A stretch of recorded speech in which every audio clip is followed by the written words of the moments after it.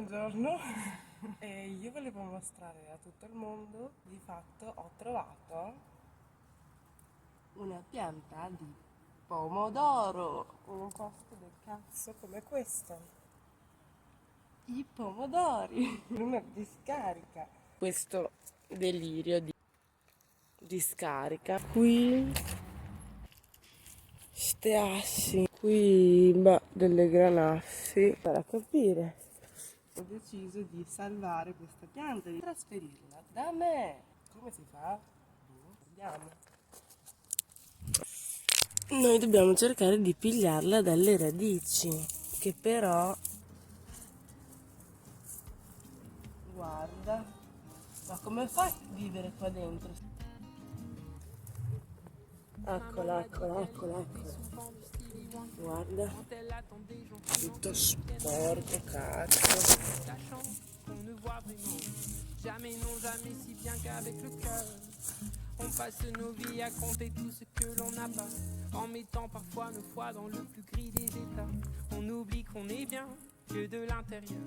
Ça n'enlève pas les pleurs, mais moi, voilà. Comme Dumbo, eccola qui, la pianta di pomodoro. Je fais comme Dumbo, je ne fais que voler. Un éléphant roi se trompe parfois et danse aussi mal que vous et moi. En éléphant, moi, je ne me trompe pas quand je me dis qu'il faut qu'on s'aime.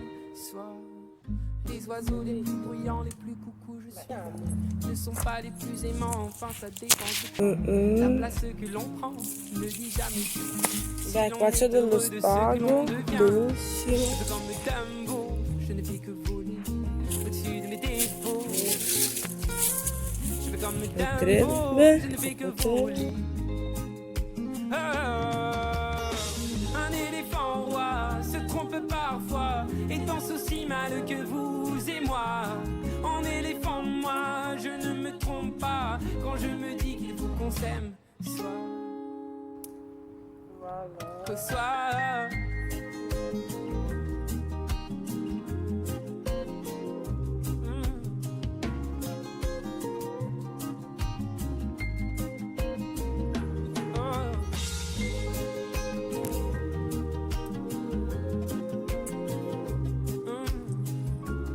Voilà, adesso stiamo per vedere, dopo 2 settimane, le mie piantine come sono venute. Je me suis souvent demandé ce qu'aimaient les âmes qui ne s'aiment pas. Moi je m'envole, je m'en vais. Je fais comme Dumbo, je ne fais que voler au-dessus de mes défauts. Je fais comme Dumbo, je ne fais que voler. Un éléphant roi se trompe parfois et danse aussi mal que vous et moi. En éléphant, moi, je ne me trompe pas quand je me dis qu'il faut qu'on s'aime. Soit un éléphant roi se trompe parfois. Perché mostrare 2 video dove salvo una fantastica pianta di pomodoro coming from the discarica juste à côté del parking fuori da casa mia,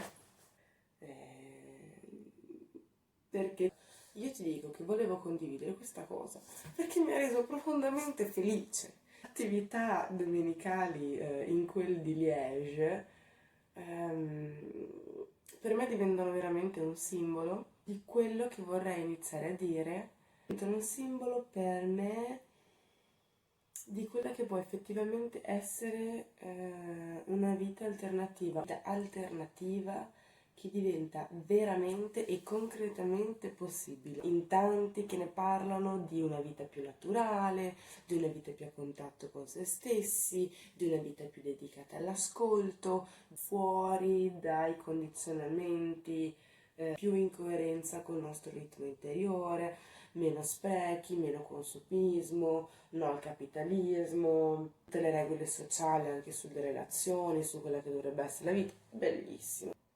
E che sono molto fighi in realtà, che a me sono sempre piaciuti un botto, cioè nel senso che devo banalmente dire che mi sono pigliata molto bene. Mi sono pigliata veramente molto bene.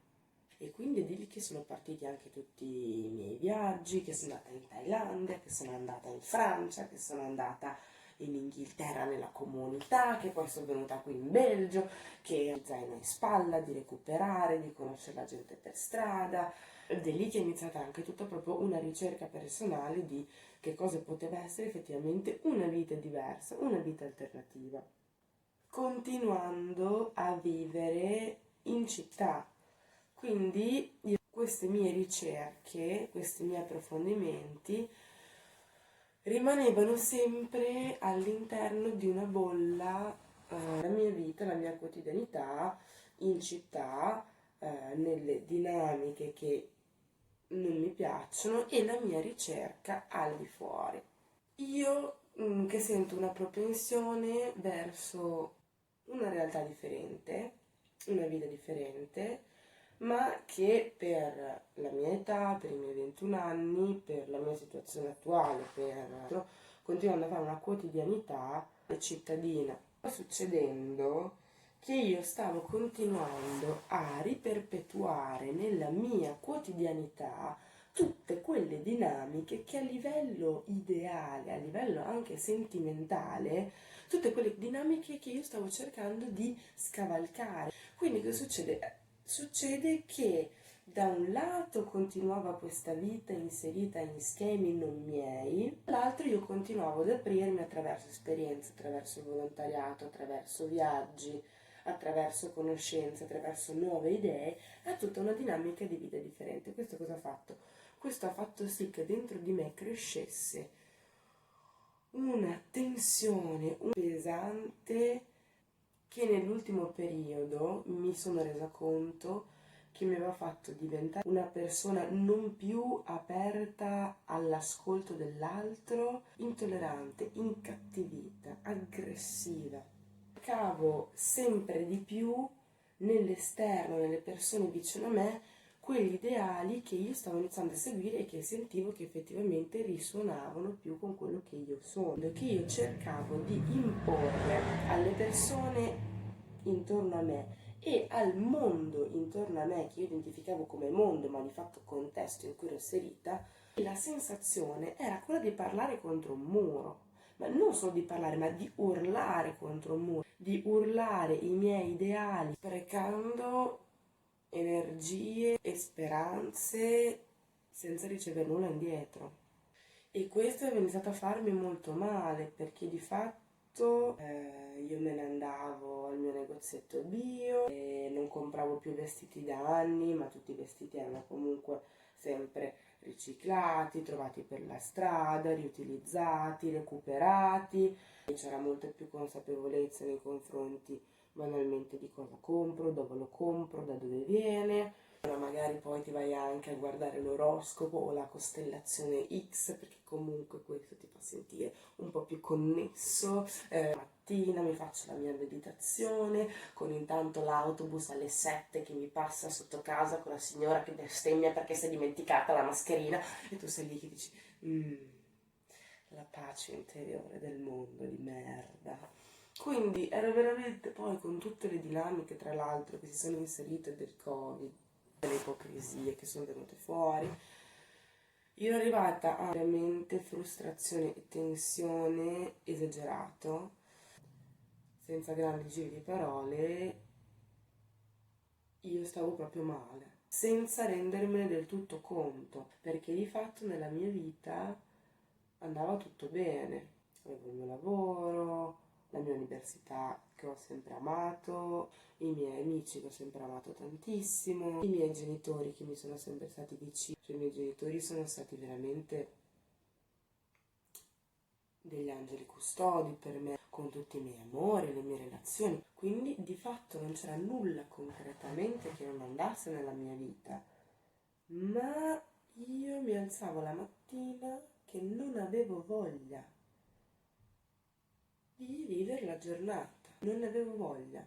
Io non avevo più voglia di alzarmi la mattina e sentire le solite stronzate della gente, le solite paranoie, le solite ipocrisie. Io ero arrivata in un momento in cui ma era diventata una cosa così pesante questo contrasto dentro di me, che era diventato un tunnel di cui non vedevo una via d'uscita, non vedevo soluzione e avevo confuso l'ambiente circostante a me con il mondo, in questo rapporto conflittuale.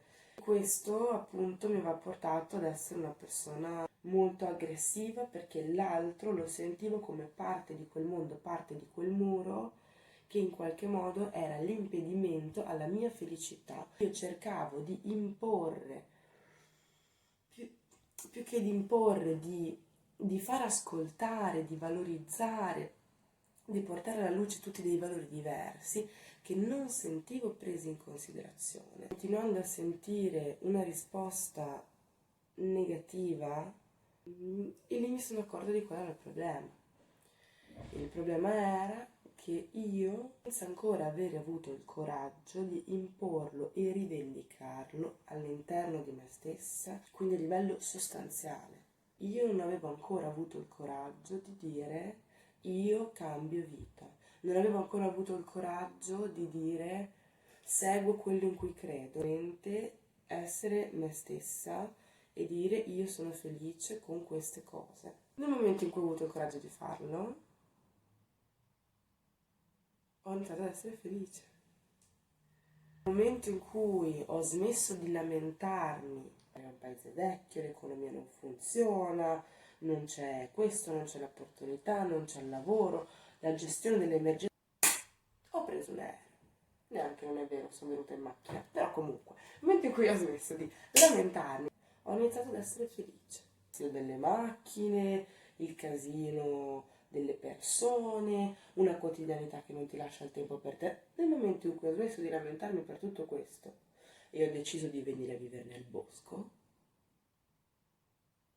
sono felice. Vita individualistica, ognuno nella sua stanza, ognuno nella sua casa, ognuno si fa la sua vita per sé, nelle sue quattro mura, con la sua famiglia, il suo lavoro, la sua economia. Nel momento in cui ho smesso di lamentarmi per l'individualismo in cui non credo e sono venuta a vivere in una comunità, ho iniziato ad essere felice e seguire quello che dentro di me la mia anima mi chiedeva, e ho capito che una via d'uscita c'era e che una soluzione c'è e un'altra vita diversa, alternativa, è possibile. E io voglio raccontarlo.